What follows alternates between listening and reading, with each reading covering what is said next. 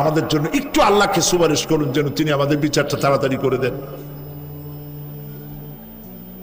তিনি বলবেন আমার পক্ষে সম্ভব না, আল্লাহ সামনে দাঁড়িয়ে কথা বলার আমার কোনো সাহস নাই, আমি পারবো না। নূহ আলাইহিস সালামের কাছে যাও, নূহ আলাইহিস সালাম বলবেন আমি পারবো না। মুসা আলাইহিস সালামের কাছে যাও, তিনি বলবেন আমি পারবো না। ইব্রাহিম আলাইহিস সালামের কাছে যাও, একজন আরেকজনের কাছে পাঠাবে। সর্বশেষ ঈসা আলাইহিস সালামের কাছে লোকেরা আসবে, হাসরবাসী। ঈসা আলাইহিস সালাম বলবেন আমি তো পারবোই না, কারণ পৃথিবীর শত শত কোটি নাসারারা আমাকে আল্লাহর ছেলে বলেছে, অথচ আমি তাদের তা বলতে বলি নাই। আমি নিজের ব্যাপারেই আজকে শঙ্কিত, আমারে তারা আল্লাহর ছেলে বলছে। আল্লাহ আজকে আমার সাথে কি ব্যবহার করবেন আমি তো জানি না, আমি নিজেই বিপদে আছি। তবে আমি তোমাদের ব্যাপারে একটা পরামর্শ দিতে পারবো। একজন ব্যক্তি আছে যার কাছে গেলে তিনি কথা বলতে পারবেন, তিনি বিশ্বনবী রাহমাতুল লিল আলামিন জনাব মুহাম্মদ রাসূলুল্লাহ সাল্লাল্লাহু আলাইহি ওয়াসাল্লাম। তার কাছে চলে যাও, হাসরবাসীরা তার কাছে চলে যাবে। নবীজি সকলের কথা শুনে সিজদায় পড়ে কাঁদতে থাকবেন। তিনি বলবেন হাসরবাসীদের কাজ সুস্থ করবেন, এই কাজ আমার কাজ, আমি বলবো আল্লাহ পাককে। তিনি সিজদায় পড়ে কাঁদবেন। রব্বুল আলামিন প্রশ্ন করবেন, হে আমার রাসূল, আপনার তো আজকে কান্দার দিন না, আপনি কাঁদেন কেন? আমি আপনাকে মাকামে মাহমুদ দিয়েছি, কাউসারের মালিক বানাই দিয়েছি। আপনি জান্নাতে প্রবেশ করার আগে কেউ ভেস্টে যাইতে পারবে না, এই সম্মান দিয়েছি, কাঁদেন কেন? নবীজি বলেন, রব্বুল আলামিন যা তুমি আমার জন্য বরাদ্দ রেখেছো সব আমি পেয়েছি বা পাবো, আমি কান্দি আমার উম্মতের কি হবে? আল্লাহ রাব্বুল আলামিন তাকে পারমিশন দিবেন, আপনার নেককার জান্নাতি উম্মতগুলি আপনি বেছে নিন। নবী করিম সাল্লাল্লাহু আলাইহি ওয়াসাল্লাম পারমিশন পাবেন। আল্লাহর পারমিশন ব্যতি রেখে আল্লাহর দরবারে কথা উচ্চারণ করার ক্ষমতা কারো হবে না। সুবহানাল্লাহ। এই কথা ভাববার কোনো কারণ নাই। অমুক পীর সাহেবের অনেক মুরিদ আছে, সব মুরিদ টুরিদ নিয়ে নারায়ে তাকবীর জিন্দাবাদ, পীর সাহেব জিন্দাবাদ, এই সমস্ত বাদ বোধ কামে লাগবে না। ওয়া কুল্লুহুম ইয়াতিহি ইয়াউমাল কিয়ামতি ফারদা। কিয়ামতের দিন প্রত্যেককে একজন একজন করে আসতে হবে আল্লাহর দরবারে। আল্লাহ বলেছেন একজন একজন একজন, মিছিল করার উপায় নেই। আল্লাহ রাব্বুল আলামিনের দরবারে হাজির হয়ে যাবে সেই কঠিন হাসরের ময়দানে বাঁচার জন্য। নবীজি দোয়া শিখায় দিয়েছেন, দোয়া করো, আল্লাহুম্মা হাসিবনি হিসাবান ইয়াসীরা। পড়েন আমার সাথে, আল্লাহুম্মা হাসিবনি হিসাবান ইয়াসীরা, আল্লাহুম্মা হাসিবনি হিসাবান ইয়াসীরা। হে আল্লাহ, তুমি আমার সহজ হিসাব নাও। নবী করিম সাল্লাল্লাহু আলাইহি ওয়াসাল্লাম নিজেই দোয়া করেছেন। চিন্তা করেন, আল্লাহ পাক নিজে, আল্লাহ তাআলা তিনি নিজে প্রশ্ন করবেন এবং পাপগুলি দেখাই দেবেন, এই সব পাপ করছো।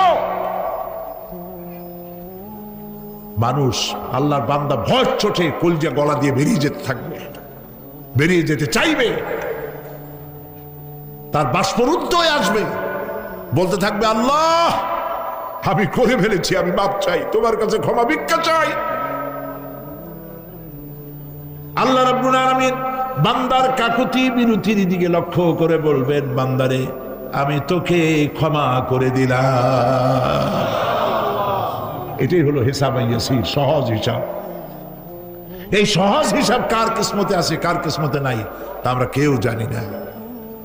এই দুনিয়াটাকে আল্লাহ পাক বানাইছিলেন পরীক্ষা নেওয়ার জন্য। কি জন্যে? পরীক্ষা নেওয়ার জন্য। পরীক্ষায় যার যে বয়স এখন আছে, এখানে আমার যা বয়স, আপনার যা বয়স, এই বয়সে যা যা করছি এখন হিসাব করেন। ছোটবেলায় কই মাছের কাঁটা গলার মধ্যে ঢুকছিল, তখন ক্লাস 2-তে পড়ি, এরকমের একটা ঘটনা মনে আছে কিনা? মনে নাই? অন্যের বাড়ির আম পাড়তে গিয়া বাড়িওয়ালার সামনে পড়ছিলেন, 2টা থাপ্পড় দিছিল, এসব কথা মনে আছে না? আছে কিনা? এই ছোট্ট ছোট্ট কথাগুলি, কোন পুকুর পাড়ে আসার খাইছিলাম, কেটা মারছিল, সেই ছোট্টবেলা থেকে এই পর্যন্ত এই ছোট্ট কথাগুলি যদি মনে থাকে, তাহলে বড় বড় পাপ কি কি করছেন তা মনে নাই? তাহলে নিজের হিসাব নিজে করো। কিয়ামতে আল্লাহ পাক আমলনামা হাতে দিবেন, বলবেন পড়ো, ইকরা কিতাবাক, পড়ো তোমার আমলনামা। তুমি তোমার হিসাবের জন্য আজকে তুমি নিজেই যথেষ্ট। পড়ে দেখো কি করছো। ইন্না লিল্লাহি ওয়া ইন্না ইলাইহি রাজিউন। হযরত ওমর ফারুক রাদিয়াল্লাহু তাআলা আনহু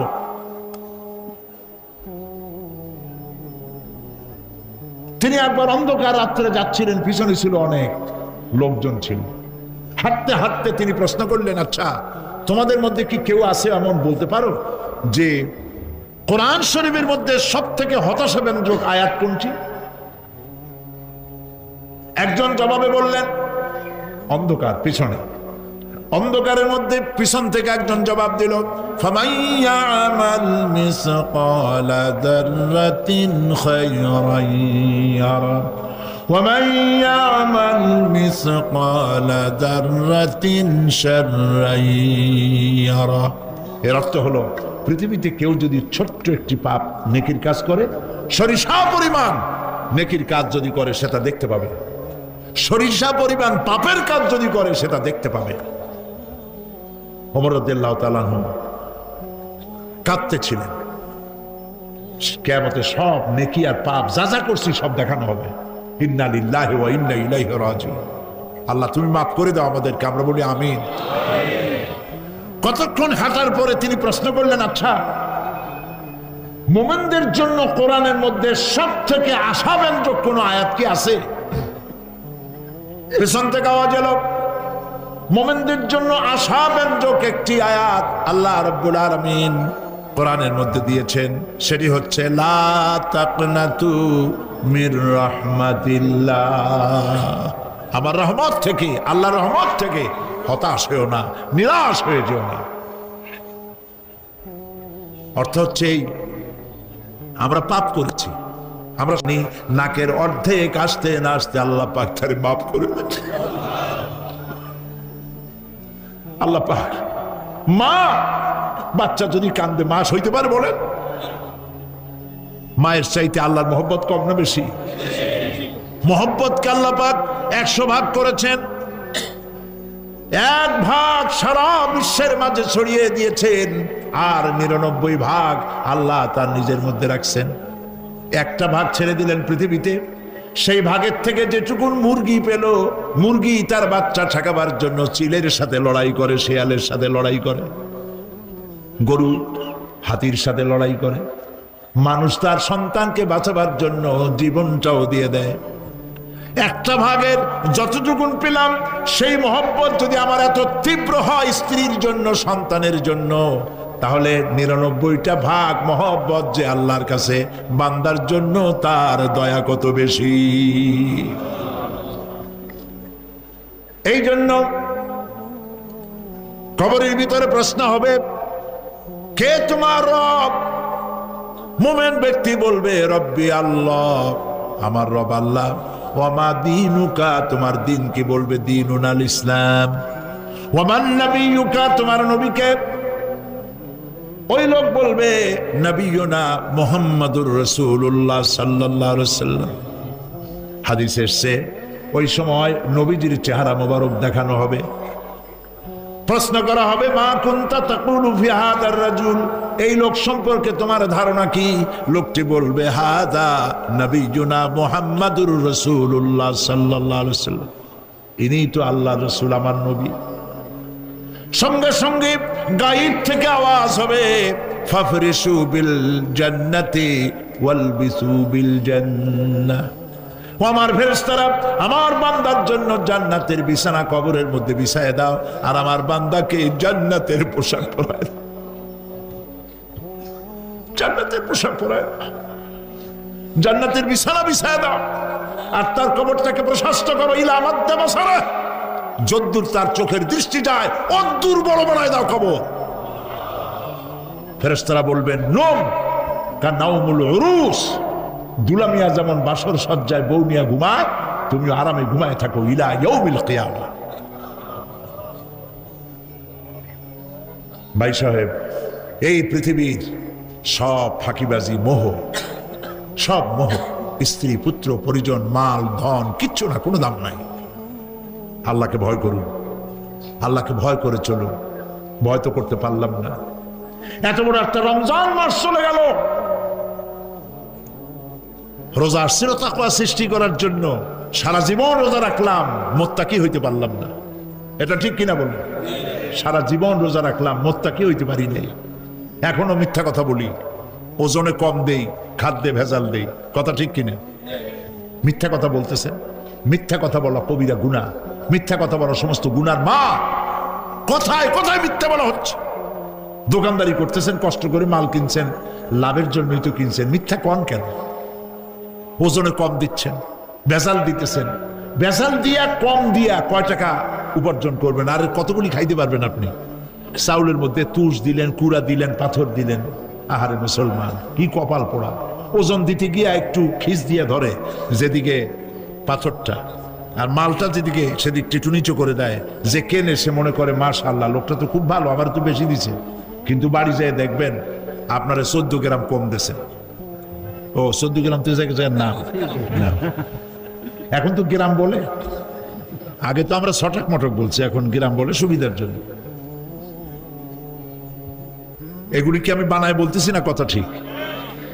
লাভটা কি? কি লাভ? জমিনের আইল ঠেলতেছেন, পরের জমিন দখল করতেছেন, বোনেরে ঠকাইছেন, ভাইরে ঠকাইছেন, ভাইয়ের সম্পত্তি ফেরত দেন নাই। আহা, এই যে দুরবস্থার সৃষ্টি হলো। আমলের পর মোমবাতি চাদর জিন্দিগিতে দেবেন না। কারা দেবেন না? হাত উঁচু করে দেখান। আলহামদুলিল্লাহ। হাত নামা, হাত নামা। আমি গতকাল এখানে বলেছি, কুমিল্লার ডিসি সাহেবকে আমি গত রাত্রে তার সঙ্গে আমি কথা বলেছি, তিনি একমত হয়েছেন।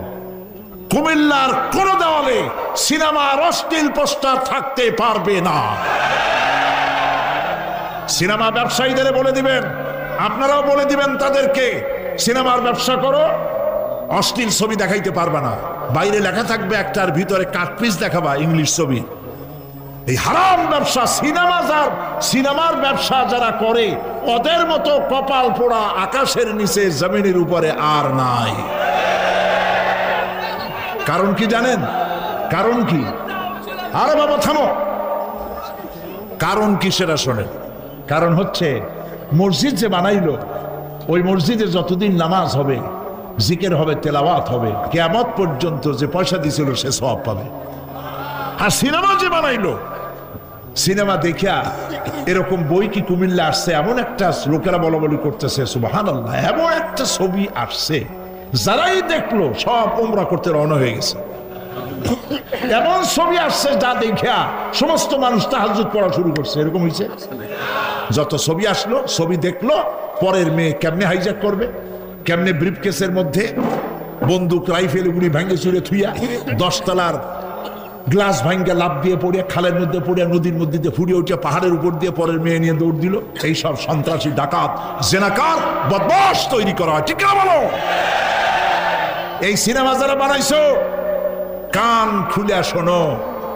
এই সিনেমা যারা দেখতে আসলো, জোহরের নামাজ গেল, মাগরিবের নামাজ গেল, আসর গেল, এশার নামাজও গেল। ঠিক কিনা? এতগুলো নামাজ গেল, আর তারপরে চরিত্র নষ্ট করলো। চরিত্র নষ্ট করে ফেন্সিডিল খাইলো, এরপরে চুরি করলো, ডাকাতি করলো, সন্ত্রাস করলো, জেনা করলো। বেটা তুই মর, যে সিনেমা বানাইছো মর, মরে দেখবি কিয়ামত পর্যন্ত এই সিনেমা দেখে যত লোকের চরিত্র নষ্ট হয়েছে সমস্ত পাপ মাথায় নিয়ে কিয়ামতে আল্লাহর দরবারে দাঁড়াতে হবে। সুতরাং সিনেমার ব্যবসায়ীরা কানে ধরে সিনেমার ঝাঁচা বেড়ে দূর করে দাও। যদি মুসলমান হও, মুসলমানের যদি জন্ম দিয়ে থাকে, সিনেমার ব্যবসা বাদ দিয়ে দাও। আল্লাহ রহম করুক, বলেন আমিন। কপাল পোড়া না হইলে সিনেমার ব্যবসা, এত ব্যবসা থুইয়া তুমি মানুষের চরিত্র ধ্বংস করার জন্য ব্যবসা করতেছ। এরপরে আকাশ সংস্কৃতি, কে যাবে? আকাশ সংস্কৃতি ডিশ এন্টিনার মাধ্যমে সাইবার ক্যাফে এগুলি বানায়া রাস্তার মোড়ে মোড়ে দোকান করে কম্পিউটারের ভেতরে, ক্যাসেটের ভিতরে, ইন্টারনেট ইত্যাদির মধ্য দিয়ে অশ্লীল ছবি প্রদর্শিত হচ্ছে রাস্তার মোড়ে মোড়ে। উঠতি বয়সের যুবক যুবতী মেয়েগুলি নষ্ট হয়ে যাচ্ছে। নাউজুবিল্লাহ বলে। এগুলি জনগণকে ঐক্যবদ্ধ হতে হবে, এগুলির বিরুদ্ধে মোকাবেলা করতে হবে, সরকারকে এগিয়ে আসতে হবে অশ্লীলতা বন্ধ করার জন্য। কারণ আল্লাহ পাক বলেছেন প্রকাশ্য এবং গোপনীয় সব রকমের অশ্লীলতা আল্লাহ পাক হারাম করে দিয়েছেন। অশ্লীল কোনো কাজ করা যাবে না। প্রিয় ভাই সব, আমরা যদি আমাদের আমলকে গঠন করতে পারি কিয়ামতের দিন নাজাত পাবো। আমল যদি গঠন করতে না পারি তাহলে কিয়ামতের দিন বাঁচার কোনো উপায় নাই।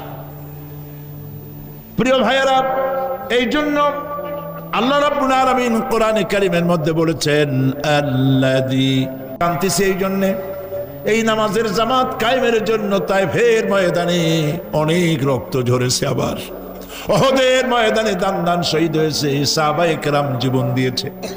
আজ আমি দেখতে পেলাম আমার উম্মতেরা জামাতে নামাজ পড়ছে। আমার ধারণা হলো ভবিষ্যতে কিয়ামত পর্যন্ত আমার উম্মতেরা এইভাবে জামাত বন্দী হয়ে নামাজ আদায় করবে। নবীজি আবার বেহুশ হয়ে পড়লেন। মসজিদে নববী থেকে আজ আর কেউ বাড়ি যায় না, সবাই কান্দে। আজ রাত বোধহয় নবীজি কাটাবেন না। মেয়েরা কাঁদতেছে, সাহাবায়ে কেরাম কাঁদতেছেন, আজওয়াজে মুতাহারাত তারা কাঁদতেছেন। নবীজির আবার হুঁশ হলো, তাকায় দেখেন ঘরের মধ্যে কান্নাকাটি, মসজিদে নববীতে কান্নাকাটি। সব থেকে বেশি কাঁদতেছেন মা ফাতেমা। নবীজি হযরত ফাতেমার কান্না দেখে ইশারা করলেন কাছে আয়। হযরত ফাতেমা রাসূলের কাছে গেলেন। নবীজি কানে কানে কি যেন বললেন, কান্নাটা বন্ধ হয়ে গেল। হযরত আয়েশা জিজ্ঞেস করলেন, মা তোমার আব্বা তোমার কানে কি বললো আর কান্না বন্ধ হয়ে গেল? হযরত ফাতেমা বলে, আম্মাজি আমার আব্বা আমাকে বললেন, মা ফাতিমা তোমার কান্না আমার বরদাস্ত হয় না, কেঁদো না, আমি মৃত্যুর পরে সকলের আগে তোমার সাথে আমার দেখা হয়ে যাবে। হযরত ফাতেমা বলছেন, আম্মাজি আমি বুঝতে পেরেছি আমার আব্বার এই কথার অর্থ কি। নবীজির ইন্তেকালের পরে আত্মীয় স্বজনের মধ্যে সবার আগে আমার মৃত্যু হবে আর আমার পিতার সাথে আমি মিলিত হতে পারবো। রাত যখন শেষ হয়ে এলো, নবীজির হুঁশ হয়েছে, তাকায় দেখেন হযরত জিবরাইল দাঁড়ানো। হযরত জিবরাইল নবীজির চেহারা মোবারকের দিকে তাকায় বলেন, আসসালামু আলাইকা ইয়া রাসূলুল্লাহ। আল্লাহ আপনাকে সালাম বলেছেন, আর আল্লাহ পাক জানতে চেয়েছেন আপনার মুখে আপনি কেমন আছেন। আল্লাহ জানেন আপনার অবস্থা কি, তারপরেও আপনার মুখে শুনতে চেয়েছেন আপনি কেমন আছেন। নবীজি বলছেন, জিবরাইল বড় কষ্টে আছি, বড়ই যন্ত্রণা, বড়ই কষ্ট। হযরত জিবরাইল বলছেন, ইয়া রাসূলুল্লাহ আজকে এক নতুন ফেরেশতা আমি সাথে করে নিয়ে এসেছি। এই ফেরেশতা পৃথিবীর কোন নবী অথবা কোন মানুষের কাছে যাওয়ার জন্য অনুমতি চায় না। আজ আপনার কাছে অনুমতি ভিক্ষা চায় কাছে আসার জন্য। ওই ফেরেশতার নাম হচ্ছে মালাকুল মউত। হযরত মালাকুল মউত বলেন, ইয়া রাসূলুল্লাহ এই পৃথিবীতে আদম আলাইহিস সালাম থেকে নিয়ে পর্যন্ত কোন মানুষের জান কবজের জন্য আমার অনুমতি চাওয়া লাগে নাই, আর কোনোদিন লাগবে না। আজ আমি আসার সময় আল্লাহ বলেছেন আপনার জান কবজের জন্য আমি যেন আপনার কাছে অনুমতি ভিক্ষা চাই। নবীজি বলছেন, আমি যদি অনুমতি না দেই তো কি হবে? হযরত মালাকুল মউত বলছেন, ইয়া রাসূলুল্লাহ অনুমতি যদি না দেন আমি ফেরত চলে যাব, আমাকে সেভাবেই বলা হয়েছে। হযরত জিবরাইল বলেন, ইয়া রাসূলুল্লাহ হে আল্লাহ রাব্বুল আলামিন আপনার দিদারের ইন্তজার করতেছে।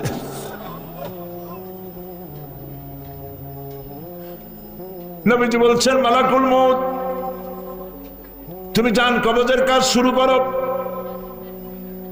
মালাকুল মউত যখন কাছে এসেছে, রাসূল জিজ্ঞেস করলেন, আয়েশা ঘরে যে কয়েক টুকরা স্বর্ণ ছিল সেগুলোর কি অবস্থা? ছোট ছোট